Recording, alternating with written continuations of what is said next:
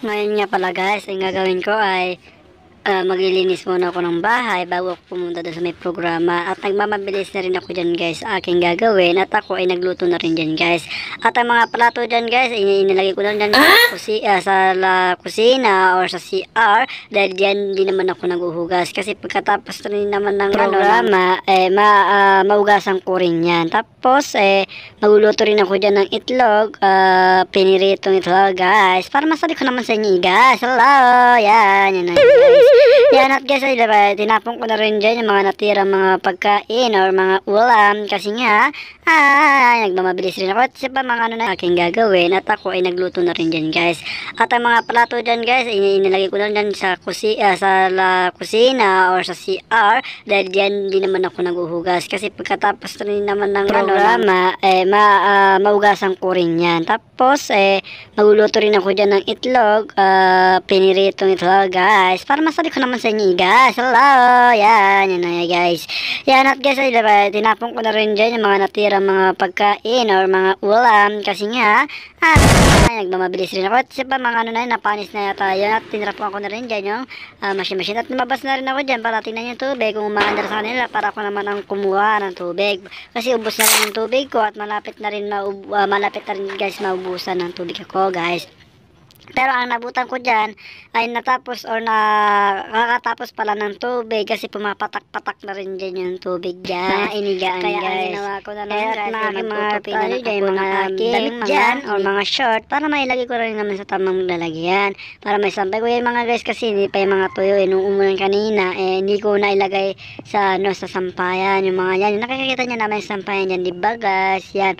Pagkatapos ko nga dyan guys magtupi kumain na rin ako dyan para madali at hindi ko na rin ito pinakita sa video. Tulungan nyo naman sila Ibarros. Siya lang naman tao dito sa bahay nila. Yan guys. Yan.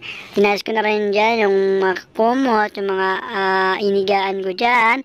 At nilagyan ko na rin dyan ng perfume para naman pag mamaya ay pag ako natulog na naman matapos ko na rin yung aking gagawin para mabango ang aking pagtulog guys. Nabubula yata yung inyong Libarosa. Kasabihan nga nila kung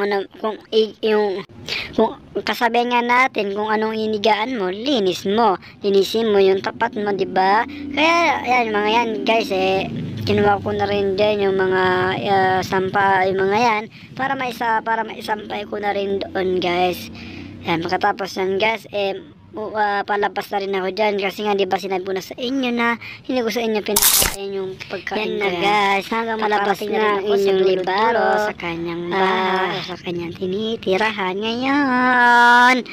Yan na guys, ang lakas maliwanag na rin yung yung langit at kilalang pinadlag para wala mapasukan yan.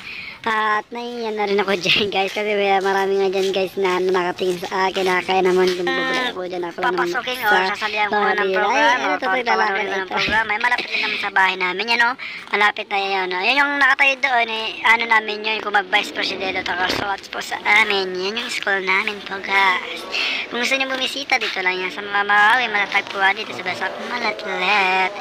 Yan po yung aming eskwelahan dami kala mo may a-attend charoy na programa lang naman to hindi naman dadali dito mga milyo kaya na nga pala guys yung malamang wala rin naman tao dyan naggala-gala muna ako pero pagdating ko may mga tao na rin kasi nag-umpisa yung amin ay 11:45 nag-umpisa ang aming programa at yan binidyoan ko na rin sila para makita nyo naman kung ano sila kagwapo charis at kaputi charis yan guys. Yung mga nagpo-programa kami dyan, may namumuhos yung malakas yung ulan. Naka 30 minutes, hindi kami nagkakarinigan dyan. Malaman, napakalakas ng ulan dyan, guys. Hindi nyo ba alam kung gaano kalakas ng ulan dito?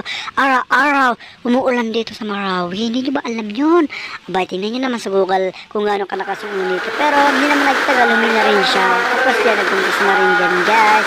At nagsalita na rin pala dyan yung aming pinuno sa eskwelahan. Yan pala yung kaming guro. Nagkumpisa na nga pala, ayan naman guro sa kanyang pagsasalaysay o pagkukwenta ng magandang kwento guys. Kaya dyan guys, hindi naman nagtagal malamang hindi rin kami dyan nagkakarinigan naka-isang oras kalahati lang naman ang kanyang ibinigay na program. Ako naman dyan nakikinig naman ako dyan. Kaya tayo nung ginawa ko guys nakikinig naman talaga ako dyan. Pagkatapos yun guys malapit na rin pauwi na rin nagbigay rin siya naman ng Bye-bye!